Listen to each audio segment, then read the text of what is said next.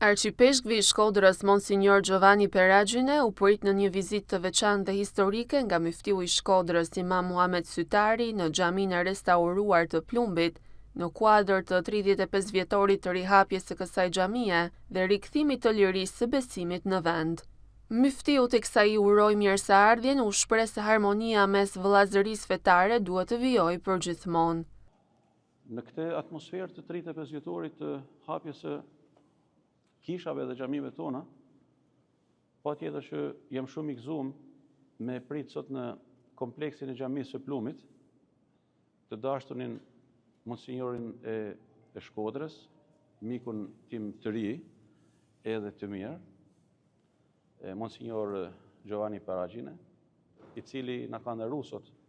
në këtë vizitë, edhe ne inshallah do t'i kthejmë vizitën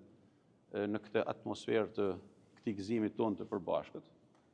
Edhe ashtu sikur se e themi shpeshherë, në Shkodër festat, gëzimet, por jo vetëm, i kemi bashkarisht. Edhe don Zoti që sikur se kjo buqet e luleve që tërheq njerëzit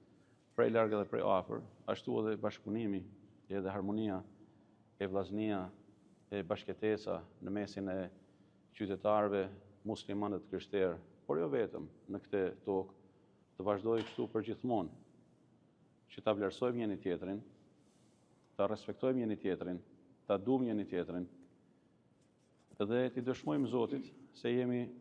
të aftë për ta marrë jetën me vlera dhe me dinjitet në këtë botë, e jo me na kalu koha pas gjanave e veprimeve të kota e të damshme, që gjithsesi e prishin harmoninë dhe e prishin atë çfarë Zoti don që ne të kemi me njëri tjetrin. Nga ana e tij, Arqipeshkvi Peragjine deklaroi se xhamia e Plumbit është një prej objekteve të kultit që dëshmon se çfarë do të thotë liria dhe se çlirimi i besimit është në thelbin e dinjitetit të njerëzit. Çlirimi i besimit në Shkodër, në Shqipëri,